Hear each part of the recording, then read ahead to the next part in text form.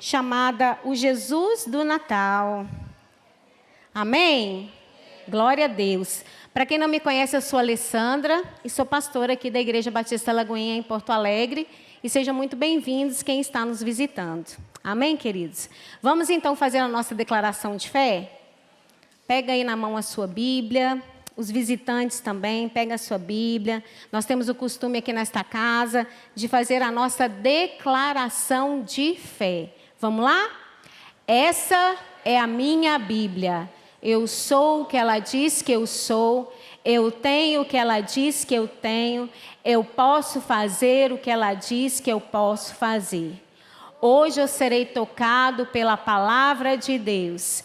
Eu audaciosamente confesso que a minha mente está alerta, o meu coração está receptivo e eu estou pronto para receber a incorruptível, a indestrutível, sempre viva semente da palavra de Deus. E eu nunca mais serei o mesmo. Nunca, nunca, nunca, no nome de Jesus. Amém. Glória a Deus. Abre então a sua Bíblia em Lucas 2. Nós vamos ler 20 versículos. Então eu preciso que você preste bastante atenção.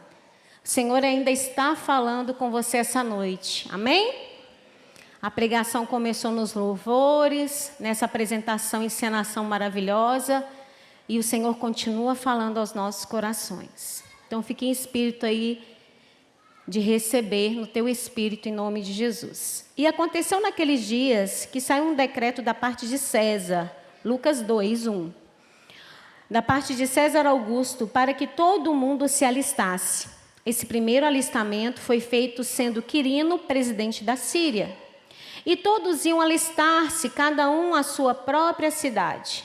E subiu também José da Galileia, da cidade de Nazaré, a Judeia, a cidade de Davi, chamada Belém, porque era a casa da família de Davi, a fim de alistar-se com Maria, sua esposa, que estava grávida. E aconteceu que, estando eles ali, se cumpriram os dias em que ela havia de dar à luz. E deu à luz ao seu filho primogênito, e envolveu-o em panos, e deitou-o numa manjedoura, porque não havia lugar para eles na estalagem. Ora, havia naquela mesma comarca pastores que estavam no campo e guardavam durante as vigílias da noite o seu rebanho. E eis que o anjo do Senhor veio sobre eles, e a glória do Senhor os cercou de resplendor, e tiveram um grande temor. E o anjo lhes disse: não temais, porque eis aqui vos trago novas de grande alegria, que será para todo o povo. Continuando no verso 11. Pois na cidade de Davi vos nasceu hoje o Salvador, que é Cristo nosso Senhor. E isto vos será por sinal: achareis o menino envolto em panos e deitado numa manjedoura. E no mesmo instante apareceu com um anjo uma multidão dos exércitos celestiais, louvando a Deus e dizendo: glória a Deus nas alturas, paz na terra, boa vontade para com os homens. E aconteceu que, ausentando-se deles os anjos para o céu, disseram os pastores uns aos outros: vamos, pois, até Belém e vejamos isso que aconteceu e que o Senhor nos fez saber. E foram apressadamente e acharam Maria e José e o menino deitado na manjedoura. E vendo-o, divulgaram a palavra que acerca do menino lhes fora dita. E todos os que a ouviram se maravilhavam do que os pastores lhe diziam. Mas Maria guardava todas essas coisas, conferindo-as em seu coração. E voltaram os pastores, glorificando e louvando a Deus, por tudo o que tinham ouvido e visto, como lhe havia visto. Ó Pai, aqui está a Tua palavra. A Tua palavra, ela é poderosa, ela é maravilhosa, Senhor, ela é viva, ela é eficaz. Ela é tão poderosa como uma faca de 2 gumes, meu Pai, pronto a dividir alma e espírito. Espírito Santo, tem total liberdade no nosso meio. Revela-te a nós. Se há, meu Pai, alguma deturpação de quem é Jesus nas nossas vidas, Que essas vendas venham cair por terra em nome de Jesus. Que nunca mais, Pai, venhamos comemorar o Natal sem colocar o Senhor no centro de tudo. Fala conosco, Pai. Trata com cada um de nós da forma personalizada que só o Senhor sabe fazer, Pai. Em nome de Jesus. Amém. Então, queridos, dia 25/12, se eu não me engano, é sábado, né? É sábado ou é sexta? Sábado. Comemora-se no mundo ocidental o Natal. Mas, afinal de contas, o que é o Natal? Ou melhor, o que não é o Natal? É de tradição do mundo ocidental, isso não tem muito a ver com o aniversariante, isso tem a ver com o aquecimento da economia, tem a ver com estratégias comerciais, que é a compra e a troca de presentes. Isso é pecado? Não, não é pecado. É pecado você colocar isso no centro da comemoração do Natal, como foi falado aqui, muito bem falado aqui na peça que os meninos representaram. Mas também é um momento de nós honrarmos uns aos outros, não é? É tanto tempo. Se eu perguntar aqui quem vai participar, ou já participou de um amigo secreto esse ano, acho que quase todo mundo, né?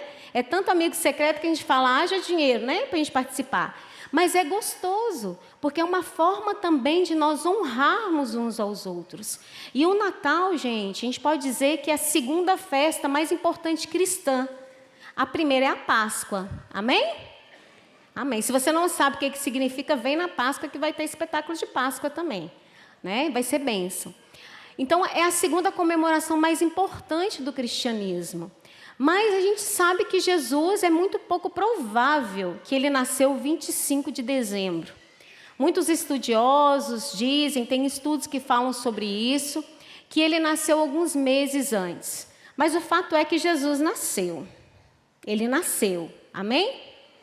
E Natal não é a gente dar presente, muito menos aquele velho barbudo, né, com o cabelo branco, a barba branca, com a roupa vermelha, sentada no trono. Natal não é isso.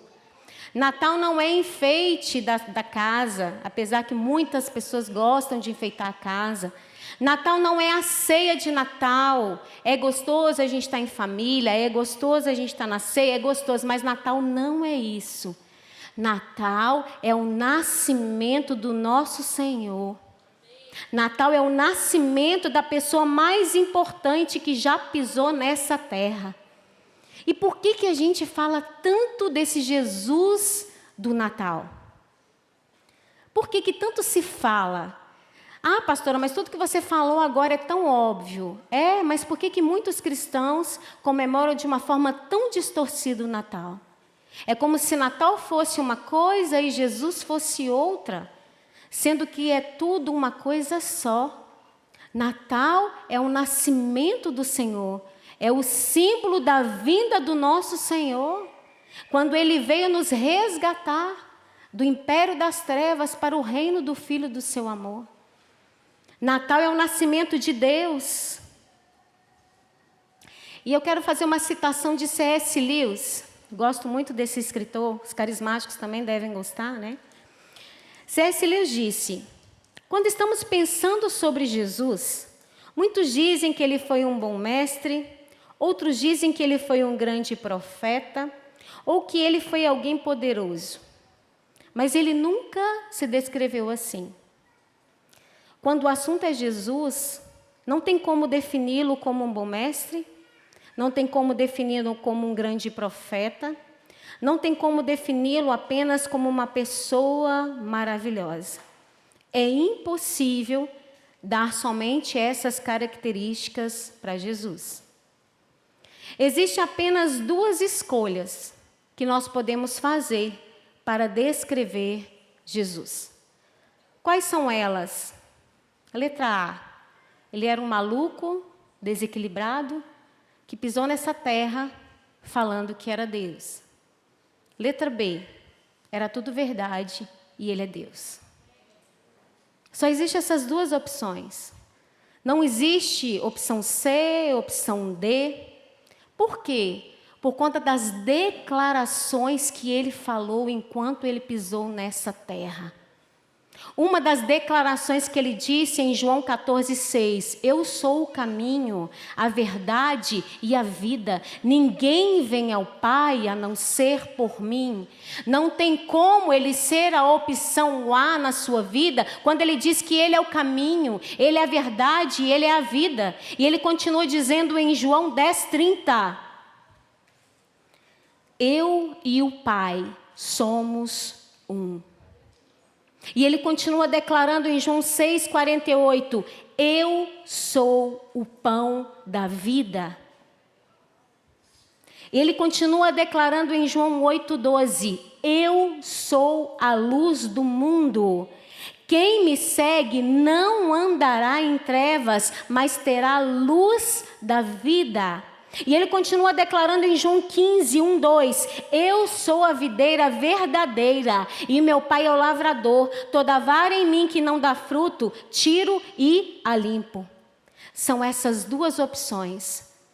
Ou ele era um lunático, um maluco, ou ele realmente é Deus. E eu quero te fazer essa pergunta: qual é a sua escolha nesta noite? Não tem meio caminho, não tem ser simpatizante de Deus. Quem é esse Jesus que todo dia 25/12 monta-se um presépio vivo, coloca um bebê numa manjedoura simbolizando ele? Quem era ele? Quem é esse Jesus que o mundo todo comemora o nascimento dele? E nós temos que tomar essa decisão por causa dessas declarações de Jesus. E eu tenho duas perguntas para te fazer, antes de entrar no entendimento da pregação. A pergunta 1, pensa aí. Se você tivesse a escolha, tá? Se você tivesse a chance de escolher qual a família que você fosse nascer. Aliás, qual o lugar? Vamos pensar primeiro no lugar. Vamos supor que você tenha a chance, de antes de vir para a Terra, escolher qual país que você gostaria de nascer. Qual cultura você escolheria? Qual país você escolheria? Pensa aí. Talvez você está pensando num país de primeiro mundo, né? Em que as oportunidades são melhores, as coisas funcionam, a saúde pública funciona, a educação funciona. Talvez você está pensando num país em que você admira a cultura, que é tão diferente para nós. Agora vamos na outra pergunta. Se você tivesse a chance de escolher qual família você pudesse nascer, qual sobrenome você escolheria? Sobrenome Gates? O Zuckerberg? Os Bezos, fundadores da Amazon, a família mais rica do planeta? Qual família você escolheria? Em Lucas 2, que nós lemos, existe um homem que pisou nessa terra, o único que pôde escolher em qual família ele nasceria, em qual local ele nasceria. E ele escolheu nascer numa cidade minúscula, chamada Belém, há 2000 anos atrás, no meio de um ressarcimento, em que a muvuca da cidade era tão grande que não tinha lugar para ele nascer. Ele escolheu nascer de uma adolescente. Maria tinha aproximadamente entre 14 e 17 anos. Era uma adolescente. Ele escolheu vir por meio de uma adolescente. Ele tinha esse poder, ele é Deus, amém? Você escolheu a opção certa. Era tudo verdade, ele é Deus. Ele tinha essa opção. Era muito mais fácil ele ter nascido no Império Romano, que dominava o mundo naquela época, num palácio, num berço cheio de ouro, como os contos de fadas, vendo tanta gente adorar, era mais fácil nós acreditarmos que ele seria Deus, mas a ideia não era essa. A ideia não era facilitar, a ideia não era fazer marketing. Qual é a ideia, pastora? Relacionamento. Deus queria se relacionar conosco. Era tudo que ele mais queria. se relacionar conosco. Abra comigo lá em Efésios. Filipenses, desculpa, vamos em Filipenses primeiro. Filipenses 2, versículo 5. Ele fez isso tudo para se relacionar conosco. Sabe, queridos, muitas vezes, muitas pessoas têm tanta dificuldade de falar de Deus, de falar de Jesus. Já viu que tem gente que tem birra de igreja, birra de crente? Porque tem um relacionamento doentio com Deus. O que é relacionamento doentio? É quando um lado só cede. Ela acha que o relacionamento dela com Deus, só ela vai servir, só ela vai ceder, que é um Deus distante, que não se importa, que é frio e que ainda faz acepção de pessoas. Tem gente que serve a deuses em relacionamento doentio. Quando um só lado cede, não é um relacionamento saudável, é um relacionamento doentio. Mas o Senhor veio para que nós tivéssemos um relacionamento saudável. Quando Ele decidiu também perder para nos ganhar. E lá em Filipenses, se fosse você, eu dava um glória a Deus. E lá em Filipenses 2 fala assim, Filipenses 2:5, de sorte que haja em vós o mesmo sentimento que houve também em Jesus Cristo, que sendo em forma de Deus, não teve por usurpação ser igual a Deus, mas, fala comigo, mas, esvaziou-se a si mesmo. Tomando a forma de servo, fazendo-se semelhante aos homens, e achado na forma de homem, humilhou-se a si mesmo, sendo obediente até a morte, e morte de cruz. Por isso também Deus o exaltou sobremaneira e lhe deu um nome que é sobre todo o nome, para que o nome de Jesus se dobre todo o joelho dos que estão no céu, na terra e debaixo da terra. Ele sendo Deus, Ele decidiu ceder.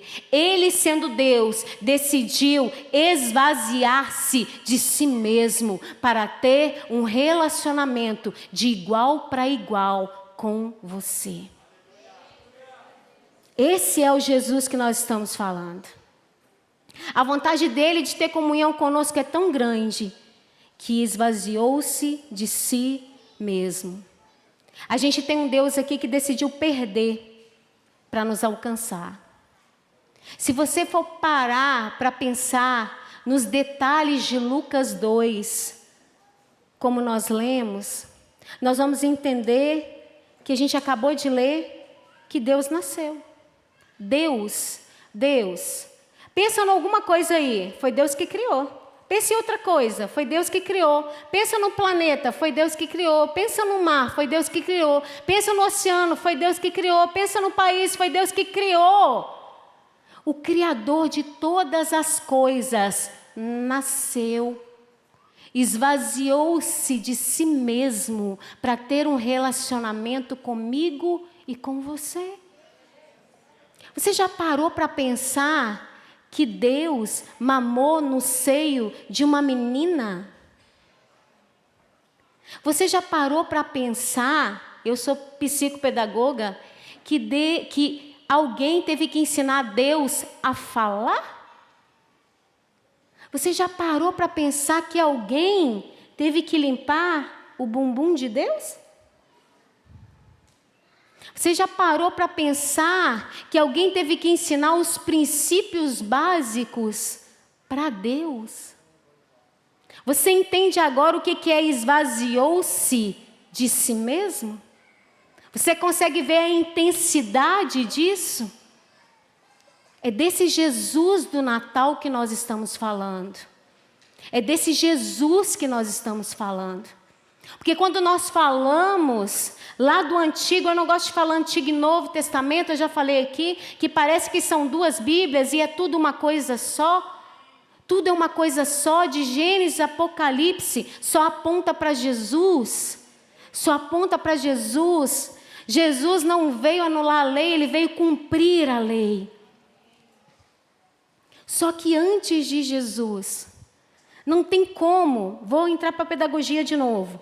Todo aprendizado feito é feito por comparação. Como assim, pastora? O que é a água?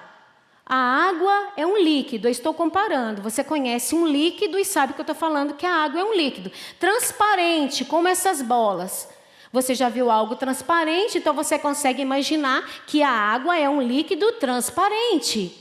Como que alguém podia explicar quem é Deus? Ninguém consegue comparar Deus. Você vai comparar Deus com quem? Com quem que você vai comparar? A nossa mente buga, trava. Não tem como você comparar a Deus, porque Deus é criador de tudo, de todos. A nossa mente é incapaz de entender Deus. Mas aí, ele decidiu entrar na história. Ele decidiu entrar na história. Ele decidiu falar, olha, sou eu, Jesus. Jesus.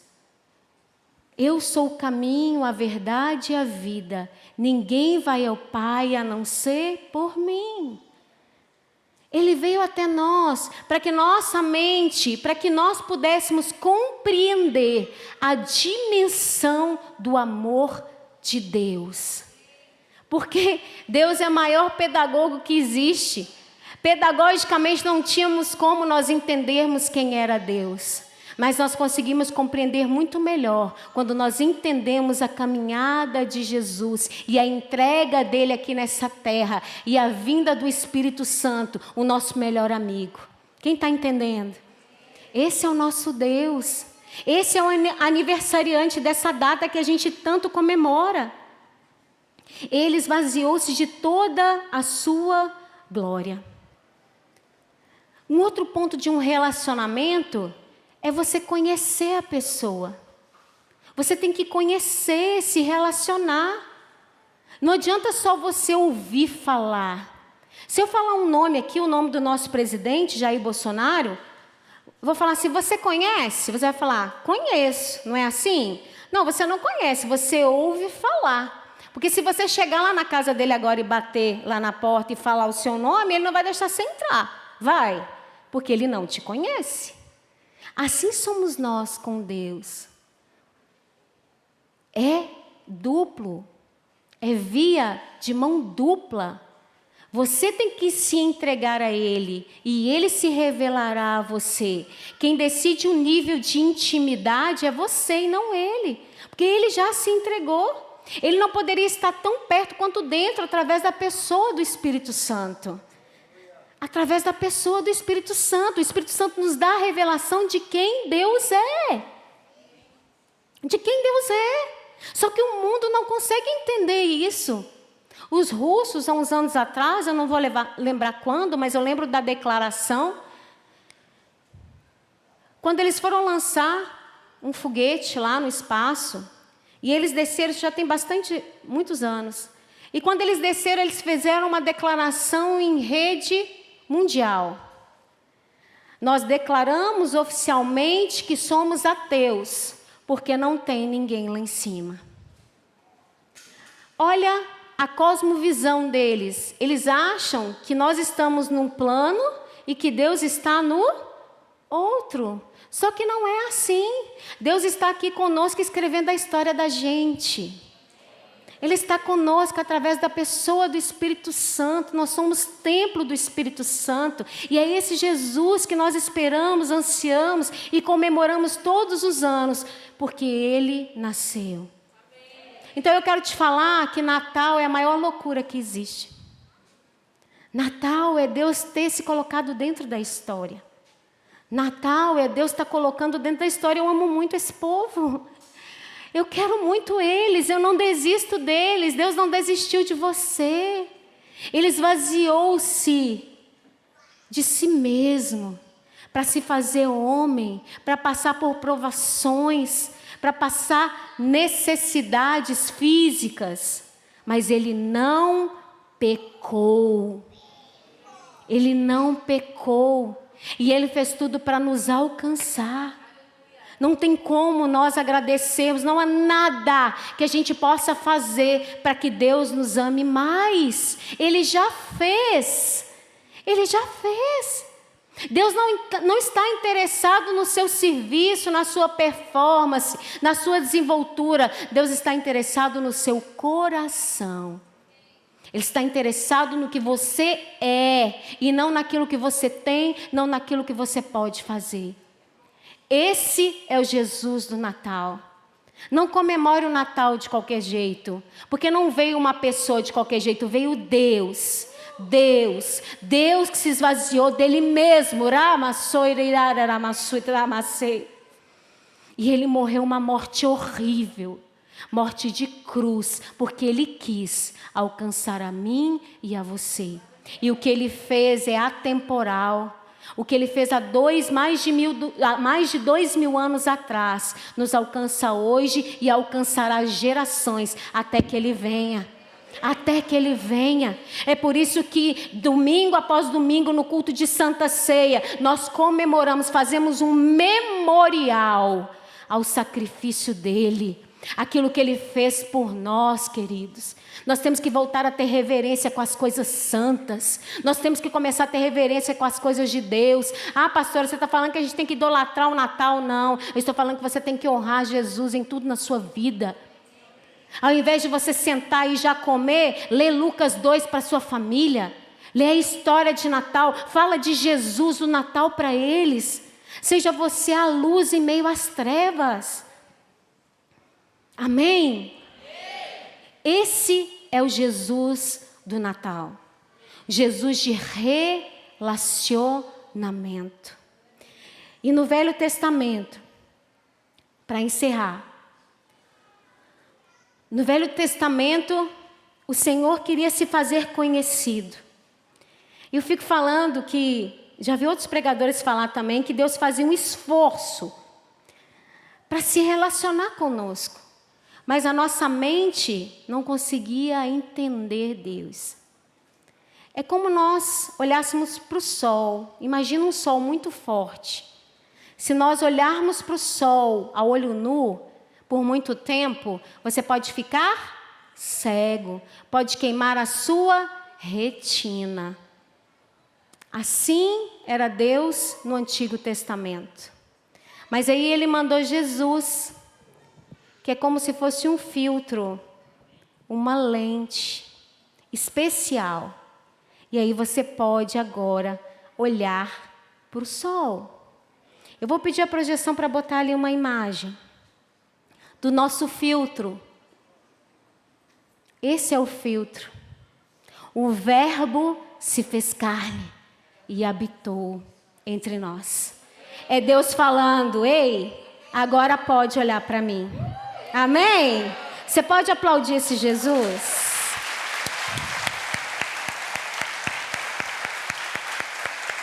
Esse é o filtro, queridos. O Verbo se fez carne. E para encerrar, abre Isaías 9. Vou pedir os ministros de louvor já para subir. Enquanto os ministros de louvor estiverem entoando essa canção, você vai se entregar ao Senhor. Você vai se derramar como você nunca fez antes. E se você não consegue, você vai levantar a sua mão, que vai um dos pastores te ajudar nessa entrega. Mas você não vai sair daqui da mesma forma que você entrou. Amém? É noite de discernimento espiritual. Isaías 9. Abre aí na sua Bíblia. E marca, se você nunca marcou. A partir do versículo 6. Aliás, eu vou ler a partir do versículo 5. O versículo 5 falou muito comigo ontem e hoje. Porque toda bota com que o guerreiro anda no tumulto da batalha, e toda roupa revolvida em sangue, serão queimadas, servirão de pasto e fogo. Sabe por quê? Aqui está falando do esforço humano. Mas esse esforço não precisa mais, porque no versículo seguinte explica: porque um menino nos nasceu, um filho se nos deu, O governo está sobre os seus ombros. Lê junto comigo. E o seu nome será Maravilhoso Conselheiro, Deus Forte, Pai da Eternidade, Príncipe da Paz. E ele estenderá o seu governo e haverá paz sem fim sobre o trono de Davi e sobre o seu reino, para estabelecer e para afirmar com juízo e com justiça, desde agora para sempre. O zelo do Senhor dos Exércitos fará isso. Fique de pé no seu lugar. Comece a adorar esse Deus.